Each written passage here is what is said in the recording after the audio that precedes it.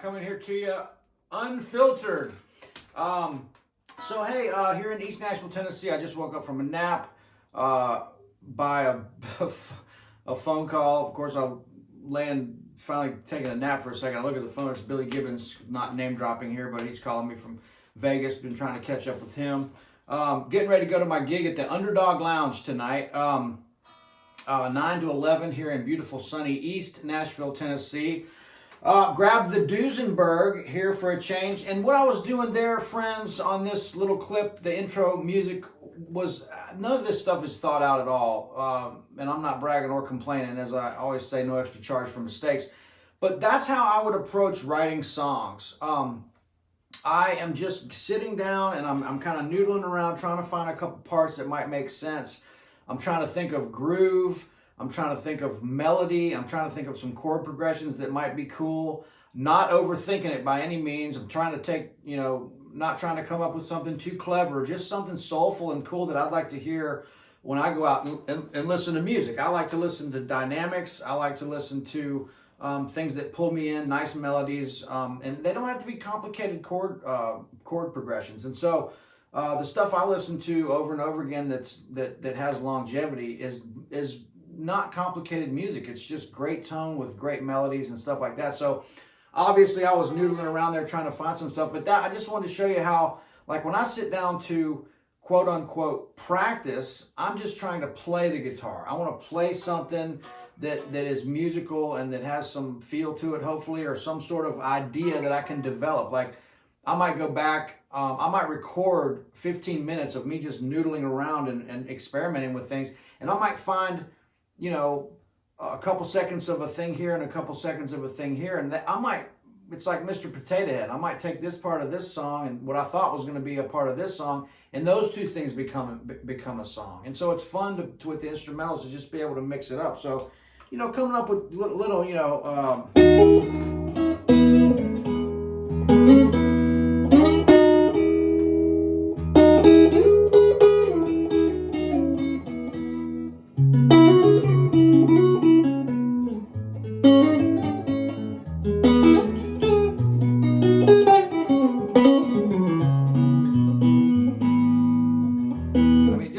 Noodling around, trying to find little cool chord things. I like a lot of static things that kind of ring together, you know, this kind of stuff. You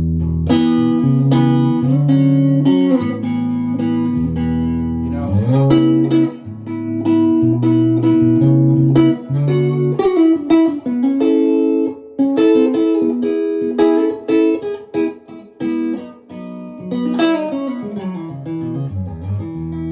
I'm just always trying to find something that works rhythmically and musically.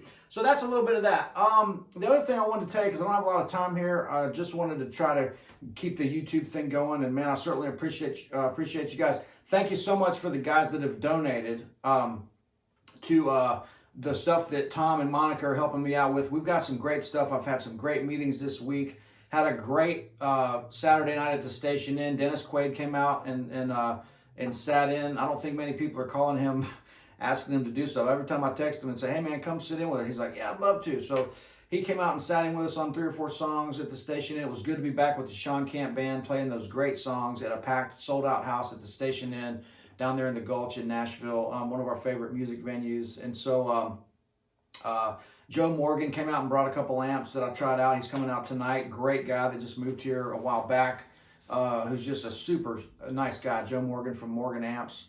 And just a lot of cool stuff going on.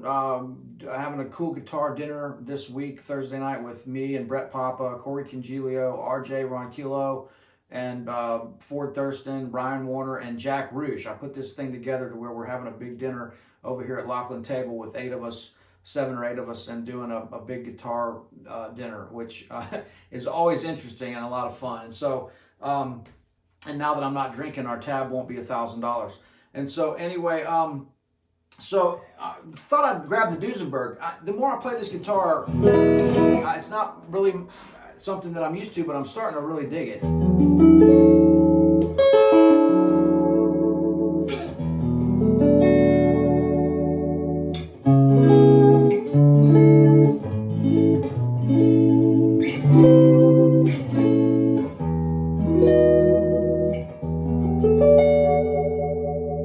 Really super awesome vibrato the way they've got that set up. So what I wanted to show you in this lesson real quick is I wanted to kind of dive in this little mini lesson teaser, I have to say, because as you know, this isn't meant to be a full curriculum on YouTube. This is, of course, meant to draw attention to all the things that I'm doing that have now enabled me to make a living and have the time to do these videos.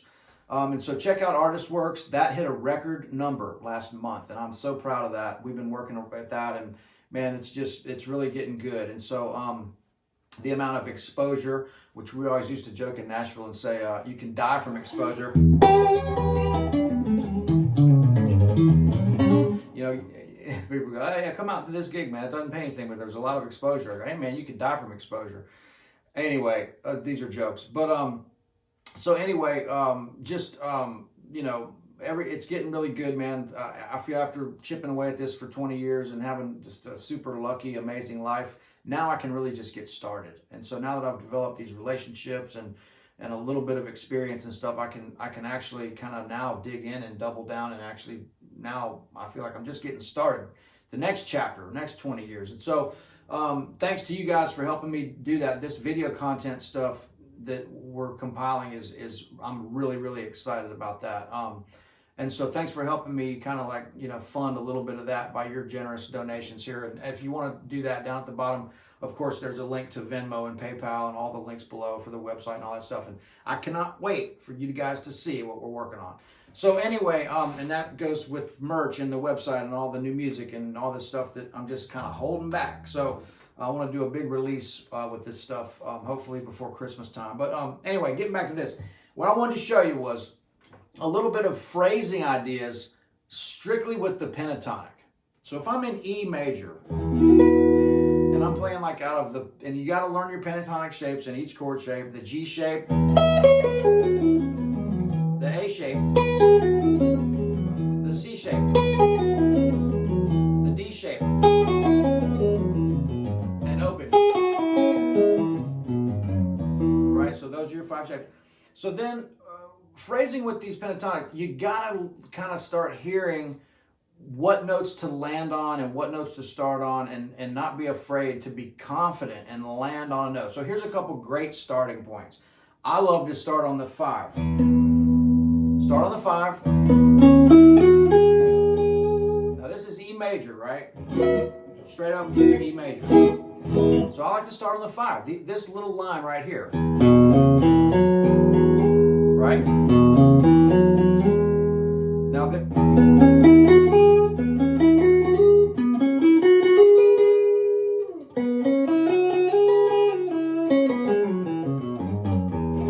you can see I'm keeping it going, right? So if I do this again,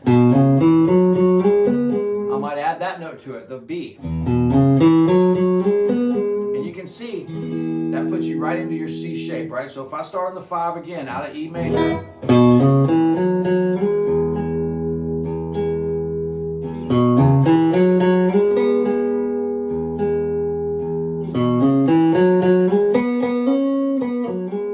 you don't want to hang on this that long. You want to use these as passing tones, right? So, but build on it like that. Watch.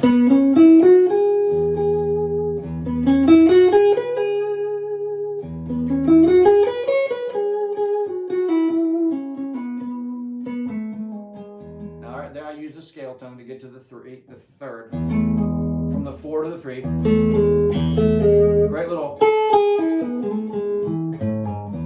that's a great little lick too. But so getting back to this, to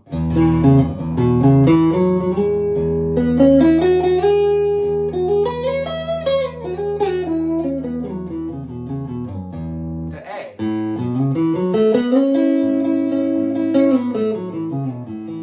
Cans in the garbage can rattling. By the way, Topo Chico twist of tangerine, really great.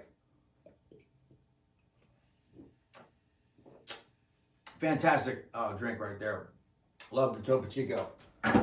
It's big here in hipster heavy East Nashville, Tennessee. Anyway, so here we go. Back to the pentatonic. This is like, I'm just saying, start on some of these target notes out of the chord tones, right? Like I've done this before with you guys.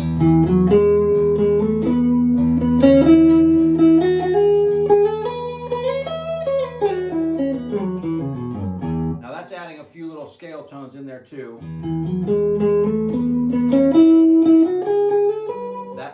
The A note to get to the 5.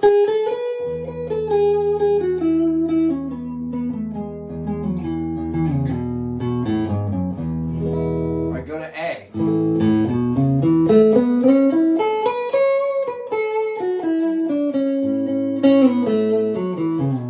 B, straight up pentatonic.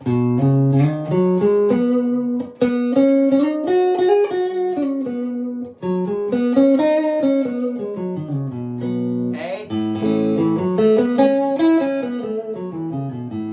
E.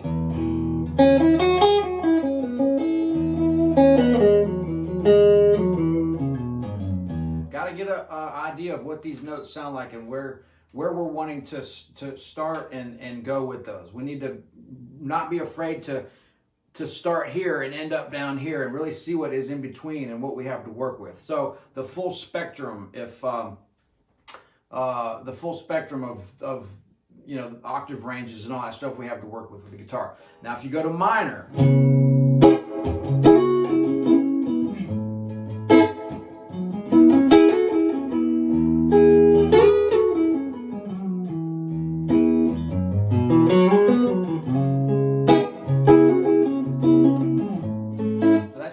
minor, C sharp minor. Now you've got that pentatonic to work with.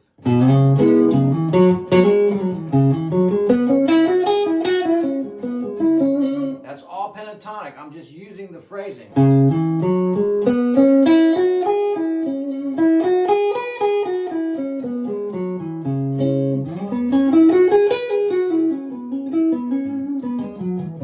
But I got to come back and hit that, reiterate the tonic in the one.